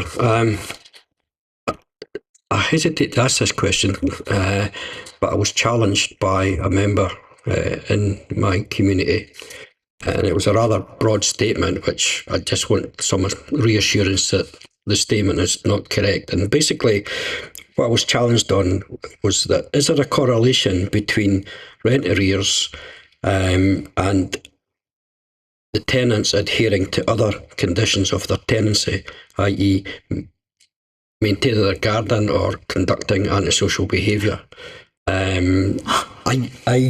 didn't think that would be the case, but I just want to put that one to rest if that's not a case. But I take it the shake of the head was a definite no. That's fine. As I say, that's why I was asking hesitantly, but I won't need an answer to say categorically that is not the case. So thank you for that.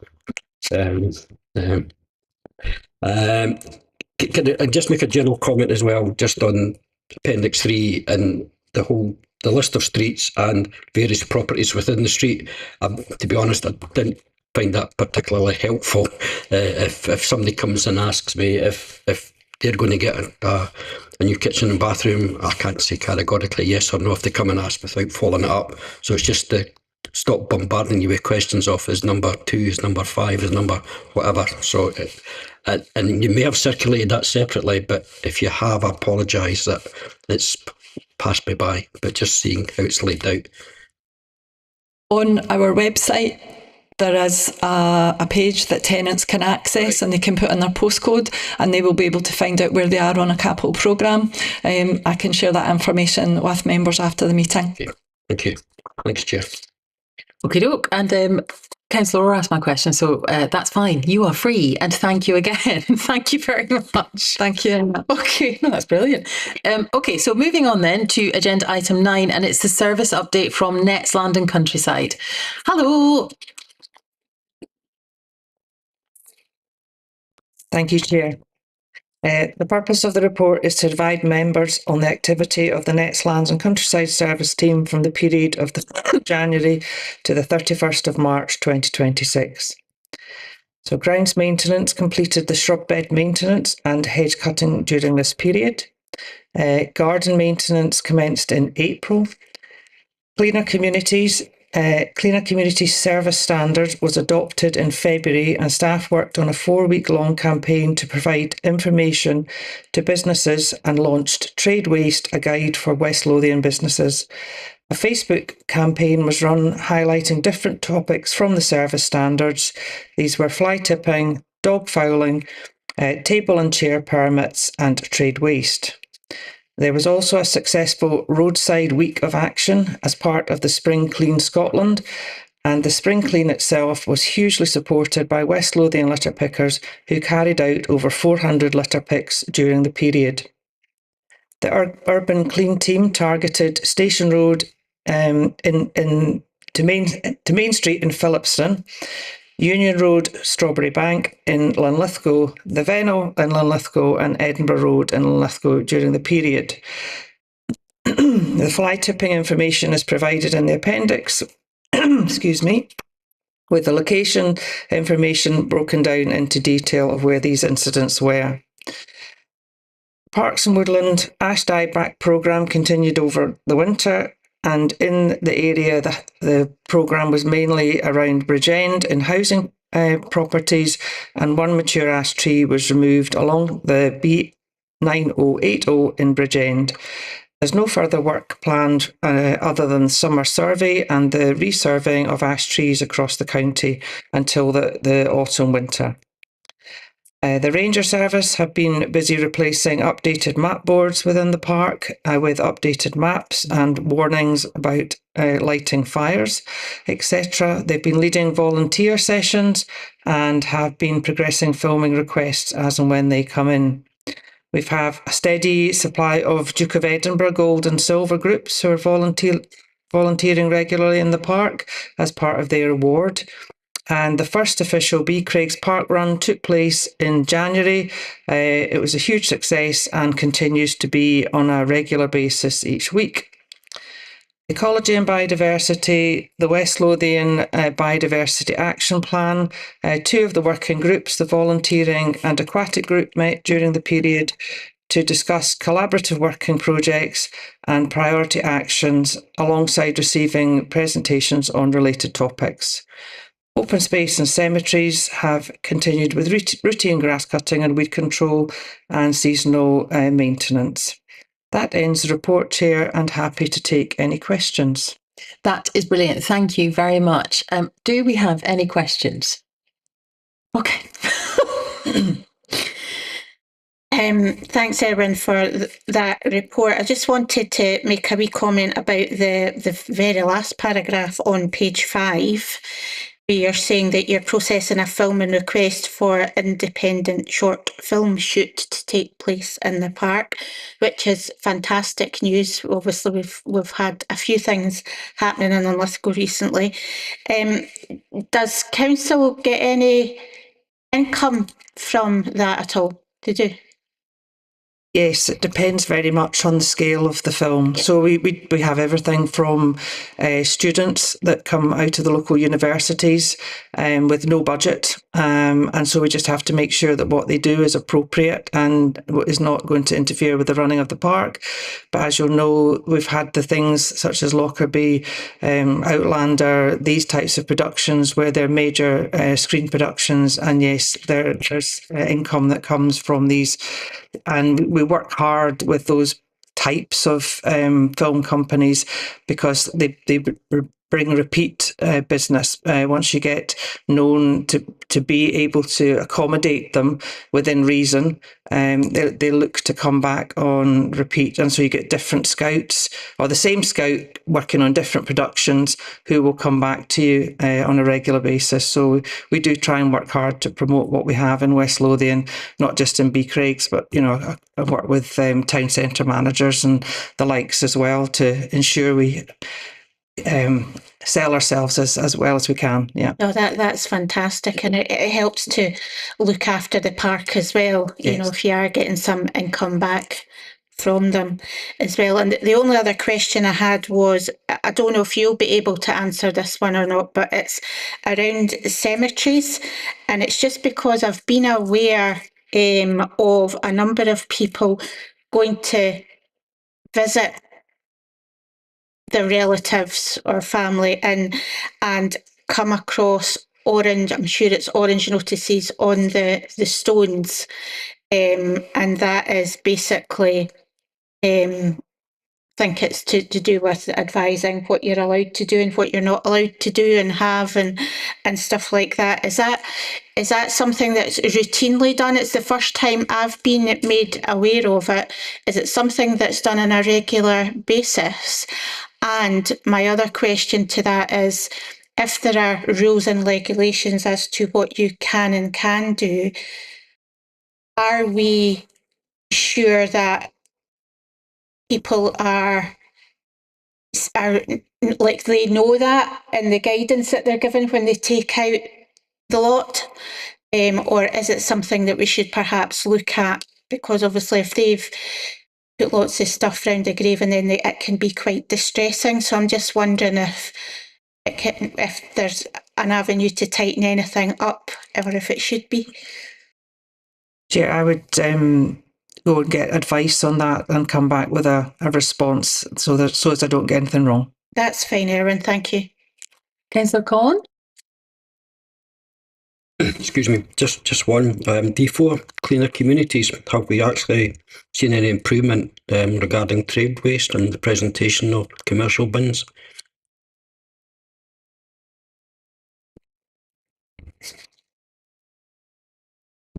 Chair, I'll come in that one. Obviously, it's reasonably early days since we introduced our new service standards, but I think, thankfully, I think we are starting to see a difference and some positive behaviour change, particularly maybe not.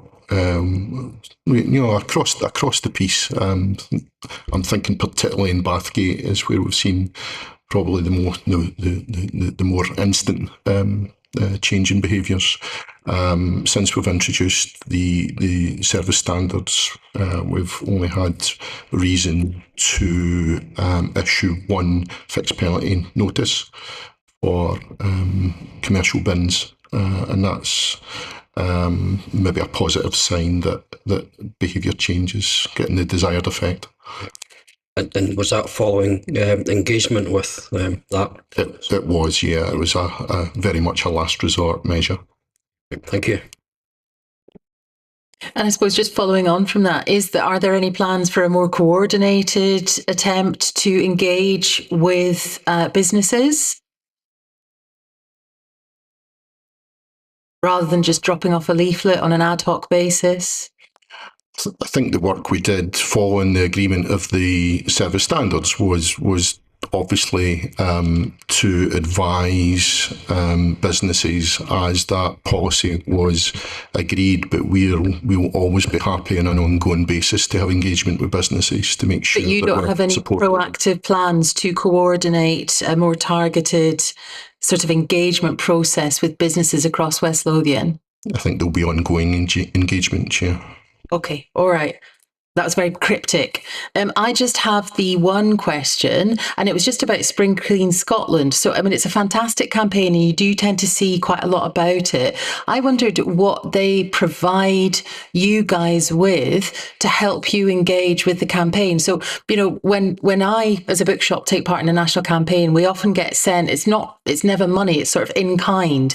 You know, you get sent leaflets, posters, bunting, free stuff to give away, and I just wondered if that kind of thing happened for Spring Clean Scotland as well.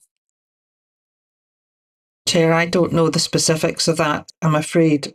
I think they do provide marketing and promotion of what we're doing, but beyond that, I'm going to maybe refer to my colleague. Yeah, Chair, as part of that month-long campaign, there is various promotional materials are provided by Keep Scotland Beautiful as part of that campaign. So we very much are working together to promote it, and I think it's seen some cracking results during March and April. So yeah, long may it continue. Okay, all right. Well, thank you very much, Erwin. And again, you are free. So moving swiftly on to Mr. Wall. Any wider engagement, would that be with businesses who are not engaging rather than businesses who are already complying with what is required? So the engagement is with, in inverted commas, those who are not implementing the policy rather than those who are fully engaging. I think, given the resources we have at our disposal, that is how we would engage. So it's with businesses who we may see as not engaging. That doesn't mean from time to time that we won't target a more across the board message. Okay, thanks, Chair. And of course, there are other ways to engage, particularly if there are like business associations in towns. That's a good way of getting the message out as well. So perhaps that's something that could be considered. All right, moving on.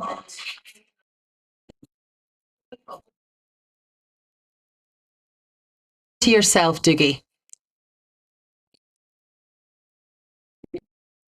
Thank you, Chair.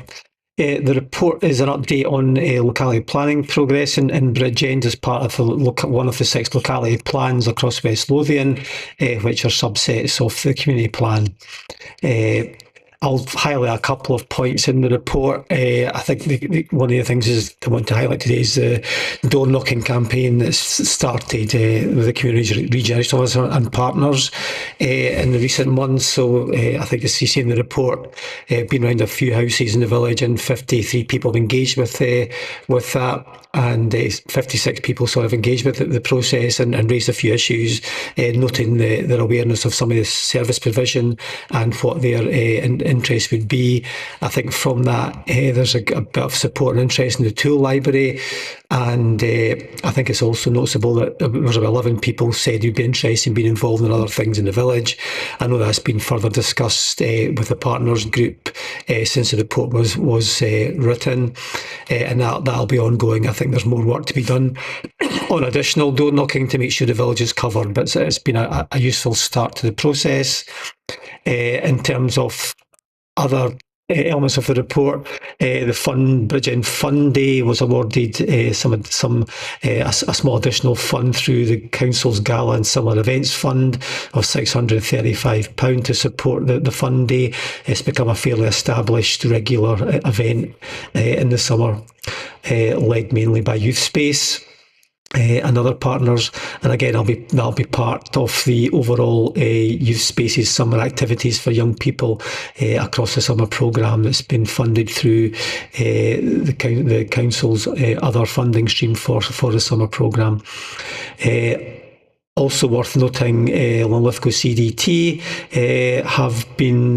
had received some funding from the Rural Community-Led Development Fund, which will support them being more involved within Bridgend, with having some staffing to actually support the work in Bridgend, which will hopefully get the aforementioned tool lending library up and running in the village as well as part of that work. So that's quite encouraging, and it's worth noting again that the Youth Space have will be receiving additional their funding again for 26-27 starting in July. So they have another grant from the Third Sector Community Support Fund that will see their work continue. Happy to take any questions, Chair. That is brilliant. I don't have any questions, but I did just want to make a comment, which was just to say that I thought that, well, a couple of comments. I thought the door knocking exercise was brilliantly done, particularly because a lot of time, and I'm not saying this in a bad way, but a lot of time, a lot of resources are targeted towards the younger people of Bridgend. And I liked the fact that this particularly seemed to engage the older cohort. So I thought that was fantastic.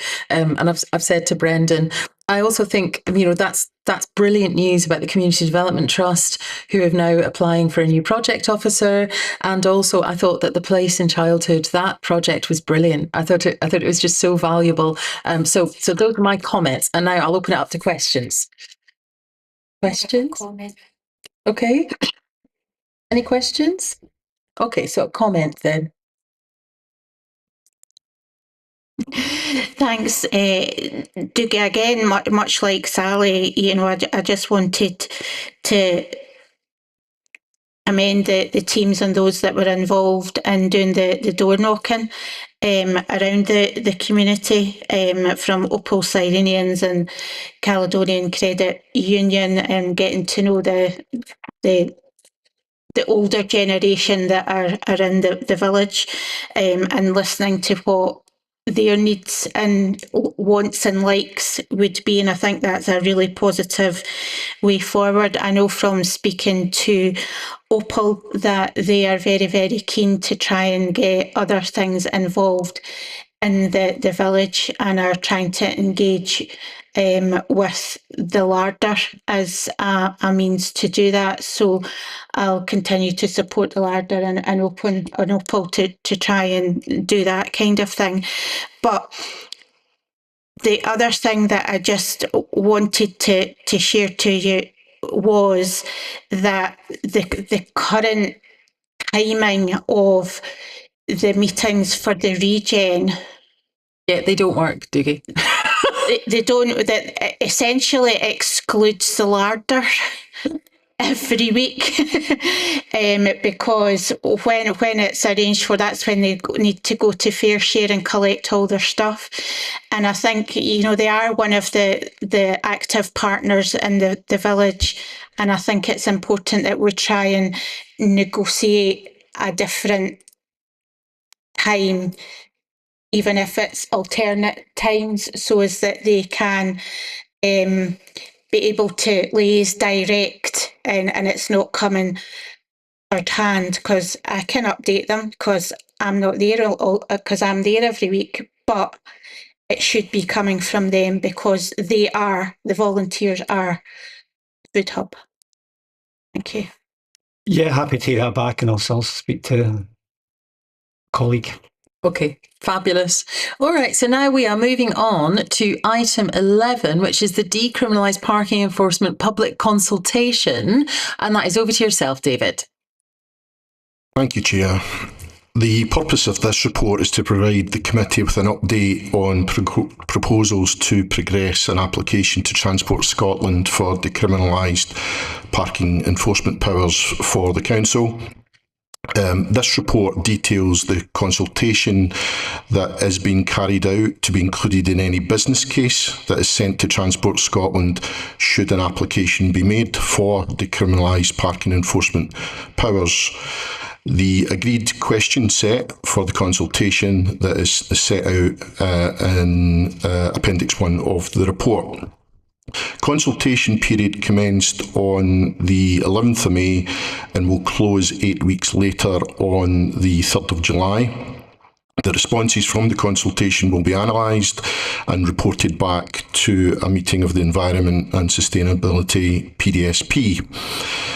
The completion of the consultation exercise detailed in this report will assist officers in shaping the decision making that will have to be made in the future, and any local comments in relation to the consultation from today's committee will be included in our analysis of responses. Chair, I'm happy to take questions. Fantastic. Who has got any questions? Yes. Just the one, I think, David, thank you for bringing this to the report. It's actually quite an easy to read document, this one. So thank you for that. However, the actual questionnaire that's been sent out, I am a bit concerned about, if I'm honest, in the way that it's been set out, and I would like to understand the reasoning behind that. Because if I use question 7 as a general example, do you support off-street parking charging in appropriate public car parks? And it's just a yes/no answer. But in my mind, there should then be box, so is that if you can then explain why that is, whether you agree or whether you don't. And I think that is missing on quite a few questions on the report, and it's certainly something, that feedback that I've had from people that have completed it. I know that question 14 is, have you got any further comments? And there's a place there. But generally speaking, when a lot of people complete a survey, they prefer that to be at each question, so as it's directly related to the question it was asking. So I'm just wondered why you've gone about it the way that you have. Chair, the consultation, the draft consultation response document, was discussed at PDSP and Environment and Sustainability PDSP last month, and following the feedback from that, the document that's been issued reflects the comments from that PDSP. Chair, you're right that Councillor Orr mentioned question 14 as probably an area of the consultation that can catch any other comments. I can report, I mean, it's early days, we're only 2 weeks into the consultation, but I think in the first week we had over 800 responses. Don't have the figures for last week, but question 14 has proven to be quite an area that the public and groups are using that to make any other further comments. So we will make sure that any comments captured in there are part of the analysis and they are aligned to particular questions if that's the way it comes across. So we will match the comments in that box to a particular question if it works that way. Thank you for explaining that, David, which is appreciated. But just following on from that, because I don't think it's clear on here, let me look. But is there, you can write up to 4,000 characters here. Is that sufficient? Enough of space? I'm thinking characters, that's like letters and full stops, yep, and all the rest of it, because it's quite a significant survey. And I think potentially it might have been better to have a word limit than a character limit. Okay, thanks, Chair. I think character limit is typically the way these things work. Not that I'm an expert in pulling together surveys, but we've not come across anyone who's run out of room so far. And I think particularly if community groups wish to consult with us and feel as if they would like more room to give us their feedback, I'm sure there's other ways that we can receive that feedback from them. Okay, thanks, David. Okay, any questions, Councillor Collin? Okie doke. So I guess following on from Councillor Orr, I had a question about the consultation process. So you say that, you know, you're consulting the local area committee. So this is it. This is our consultation. So anything that the elected members say here today get fed back into your consultation without us having to do the online survey, or is this in addition to the online survey? I'm a little bit unclear as when you have a one-line sentence in a table that says local area committee consultation, this is it. Chair, elected members of this committee are free to make comments today, and they will be fed back as part of the analysis. You're also more than welcome to participate as an individual elected member, and some of you will be on various community groups as well who we're also consulting with, and in fact any business or employee of West Lothian Council or anyone living in West Lothian can participate. And of course, visitors to West Lothian. Indeed. So yeah. Indeed. Yeah. Okay. And so then I'm interested, we were obviously sent the link to the consultation, I think it was last week or the week before, and shared it with our networks. But who else did the council contact proactively? So did you proactively contact the community councils, each of the community councils and the joint forum? And what other bodies and organisations did the council proactively contact? Chair, there was a large list of the consultees attached as an appendix to the Environment and PDS and Sustainability PDSP report. It included community councils, other community groups, some national bodies, various groups. I am quite happy to circulate that. If you could, that would be great. Yeah. And if you could circulate that, because I know that the report came to Council Exec, but if you could circulate the report that went to the Environment PDSP as well, that would be brilliant. That'd be really helpful. Okay, and I was trying to find this morning before I came down. I mean, this is. At last, this is happening, thank goodness. I was trying to find the first time that I was presented with the report at Council Exec, because I think it was in 2022. And I'm just trying to understand why it has taken 4 years to get to the consultation stage of this issue, of this topic, when I was first presented with it in 2022.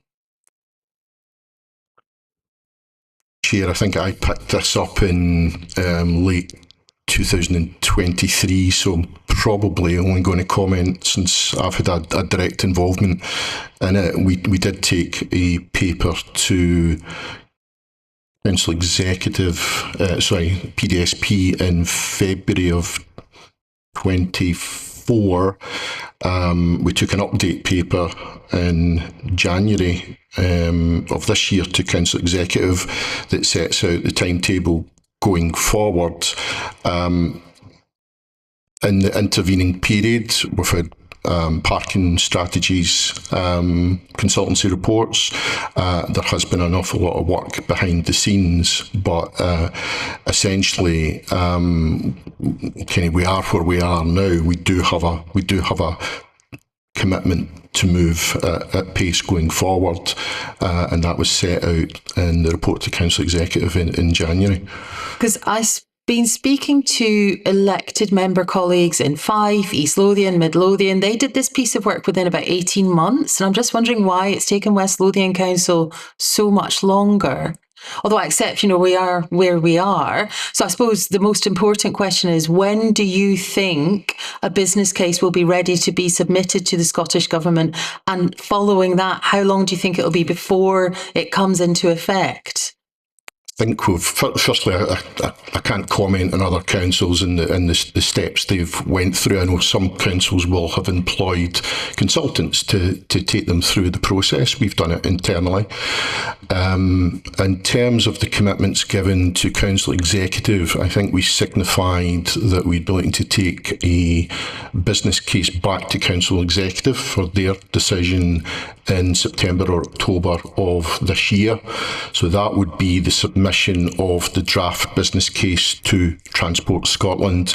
And I think that report also set out the typical timeline and steps that we need to go through with Scottish ministers to get final approval, and from the experiences of other councils who've went through the process, and I think there's 22 or 23 of those, that typically can take up to 18 months. That's not a timetable that's within our control, largely. Okay, so we're still looking at least another couple of years before this comes into effect? Potentially, yes. Okay, all right.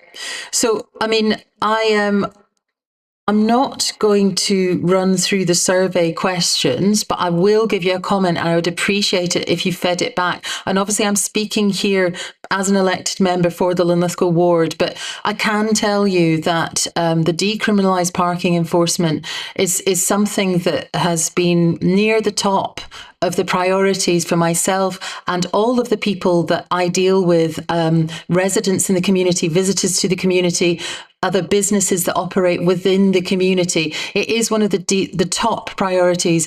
In Linlithgow, we would very much like to see decriminalised parking enforcement transferred to the council as soon as possible, because illegal parking within the Linlithgow ward is an absolute blight on our community. We see people who just have complete disregard for the law.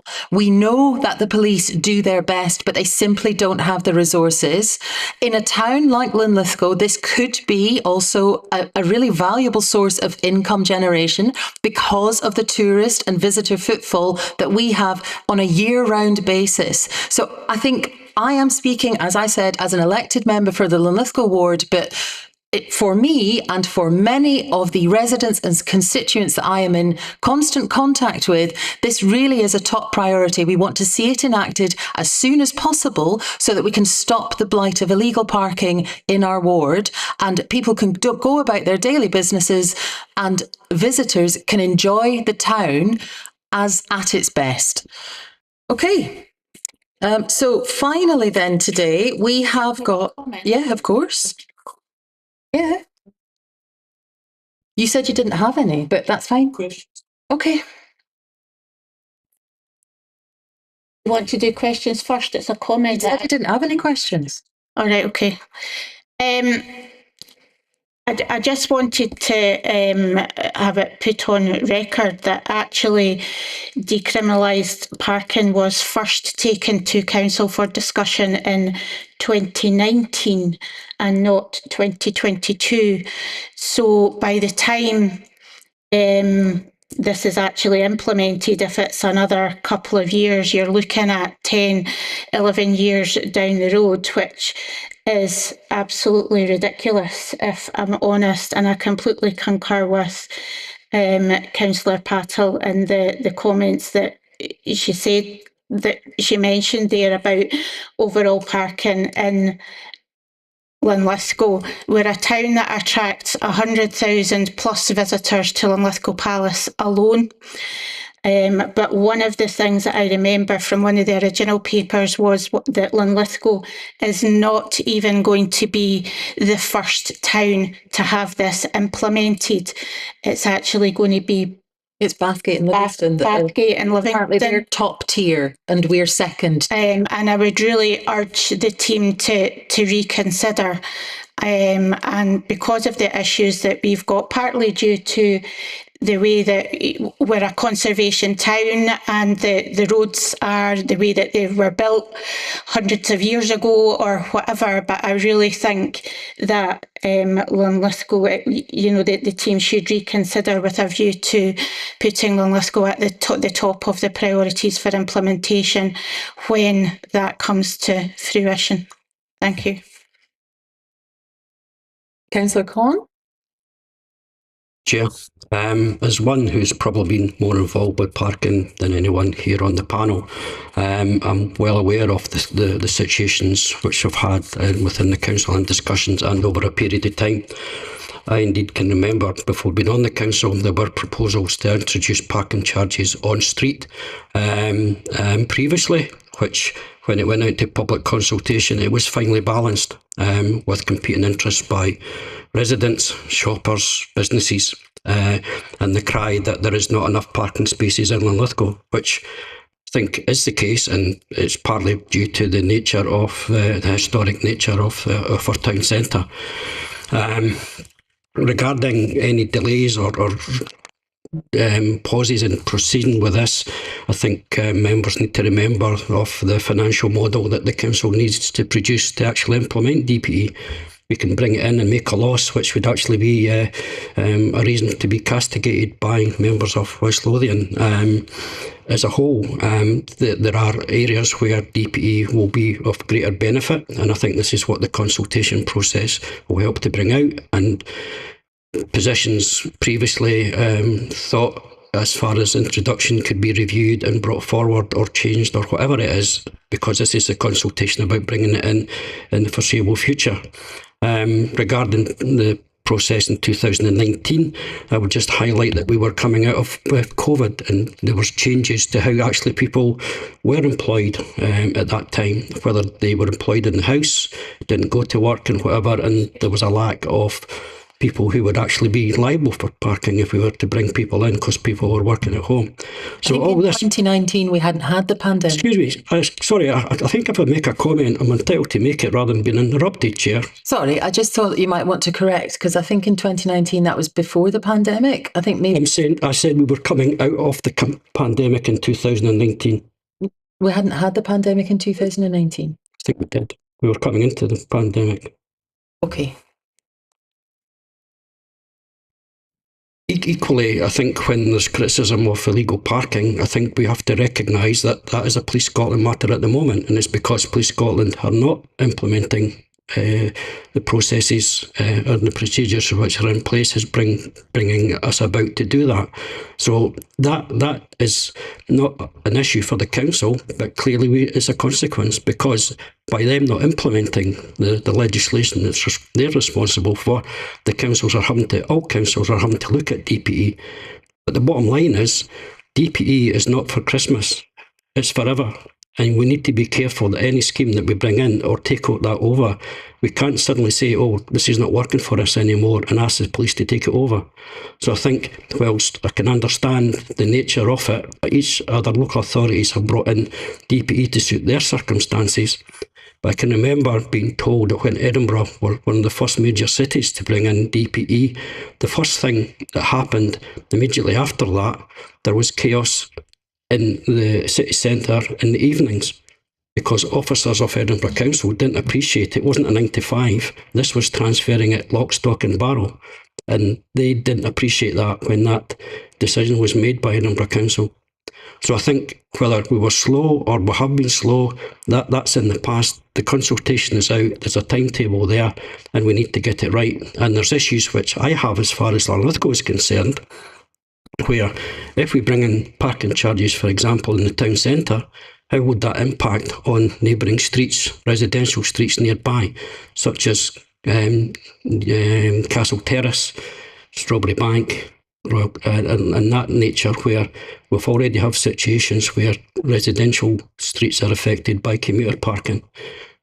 Previously, we had a situation of an experimental parking order, which limited parking in Clarendon, which wasn't a success because it wasn't enforced by the police.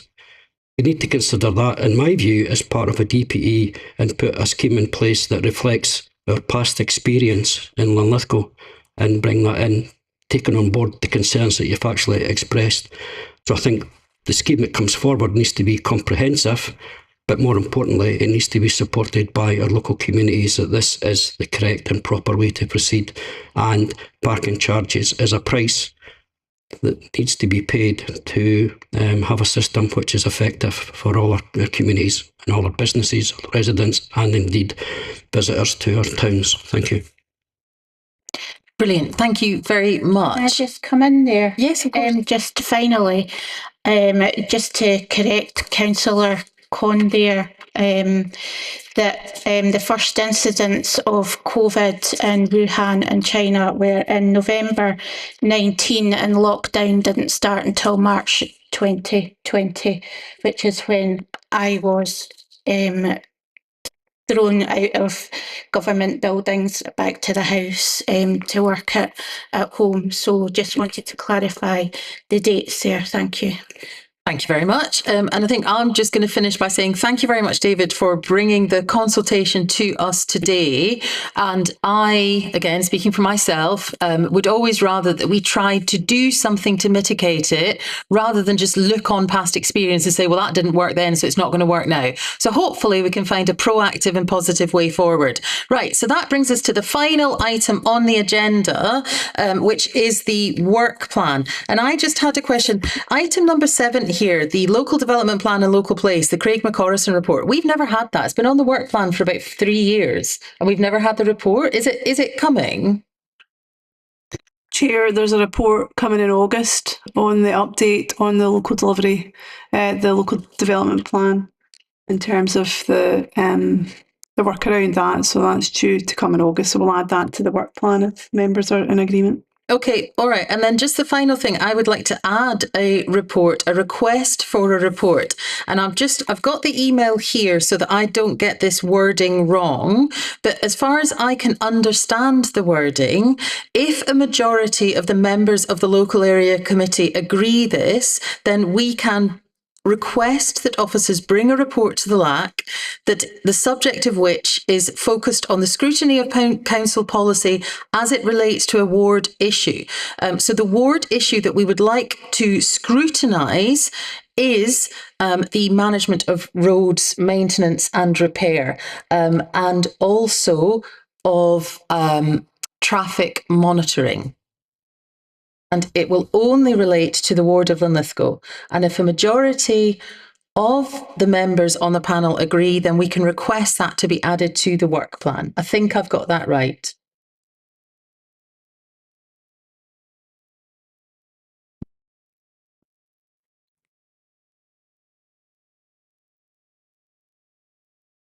So I'm proposing that report.